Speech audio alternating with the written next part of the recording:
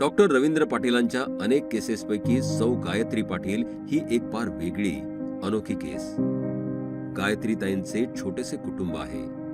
गायत्रीताई गृहिणी आहेत। त्या त्यांचे पती गजानन आणि 2 मुले म्हणजे वेदा आणि आकाश यांच्या सोबत राहतात। त्या माधवनगर रोडवरून मने राजुरीला त्यांच्या नवऱ्यासोबत बाईकवरून जात असताना त्यांचा ऍक्सिडेंट झाला।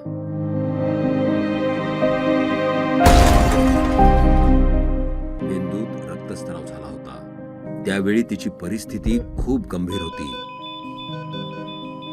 ब्रेन हॅमरेज झाले होते व ते आणखी वाढतच होते। तिला तात्काळ ऑपरेशनची गरज होती। समर्थ हॉस्पिटलच्या टीमने त्यांचे ऑपरेशन केले।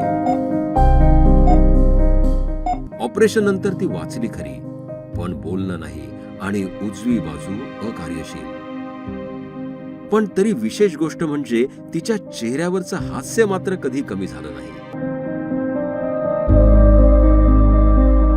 मेंदूला इजा झाल्यानंतर किंवा मेंदूचा कोणताही आजार झाल्यानंतर रुग्णाच्या बऱ्याचशा कार्यक्षमतेवर परिणाम होतो। उदाहरणार्थ कुणाच्या हाताची पायाची ताकद कमी होते, कुणाची स्मरणशक्ती कमी होते, कुणाचं ऐकण्याचं कमी होतं, कुणाच्या दृष्टीवर परिणाम होऊ शकतो। गायत्रीताईंचं पहिलं ऑपरेशन हे जवळजवळ 4 तास चाललं। त्याच्यामध्ये कवटीला फ्रॅक्चर्स असल्यामुळे कवटीचे तुकडे काढावे लागले, मेंदूतला रक्तस्राव काढावा लागला, जिथून तो होतोय तो बंद करावा लागला। म्हणजे गायत्रीताई ह्या बरेच दिवस बेशुद्ध अवस्थेमध्ये त्याचबरोबर व्हेंटिलेटरवर होत्या। त्या ठिकाणी तिला जरा जरी लागले असते तर मेंदूला गंभीर इजा झाली असती। मेंदू हा खूप नाजूक अवयव आहे, म्हणून त्याला कवटीचं संरक्षण आहे। साधारण गायत्रीताईंचं दुसरं ऑपरेशन म्हणजे कृत्रिम कवटी बसवण्याचं ऑपरेशन आहे, हे 6 महिन्यानंतर करायचं होतं। आता त्याची सगळी तयारी चालू झाली होती। गायत्रीताई ॲडमिट झालेल्या होत्या। पूर्वी त्यांच्या ज्यावेळी मार लागला होता त्यावेळी कवटीचे तुकडे झालेले असल्यामुळे ती कवटी आपण काढून टाकलेली होती।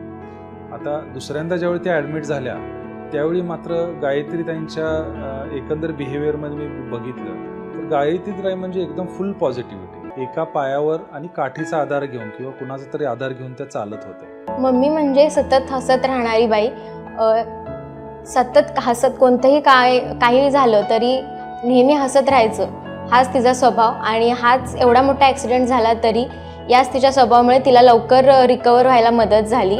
आता हळूहळू ती तिची कामं वैयक्तिक तिची कामं ती करायला सुरुवात करते आणि ती कामं ती आता अजून व्यवस्थित करावी ह्यासाठी आम्ही आता प्रयत्न करतो। इथे समर्थ हॉस्पिटलमध्ये आल्यानंतर इथले डॉक्टर रवींद्र पाटील आणि त्यांचा स्टाफ यांची पेशंटबद्दलची आपुलकी, पेशंटबद्दलची काळजी आणि त्यांची ट्रीटमेंट, फास्ट ट्रीटमेंट यामुळं पेशंटला मदत झाली आणि आम्हाला खूप मदत झाली। त्याबद्दल मी डॉक्टर रवींद्र पाटील आणि त्यांच्या पूर्ण स्टाफचे थँक्यू म्हणते।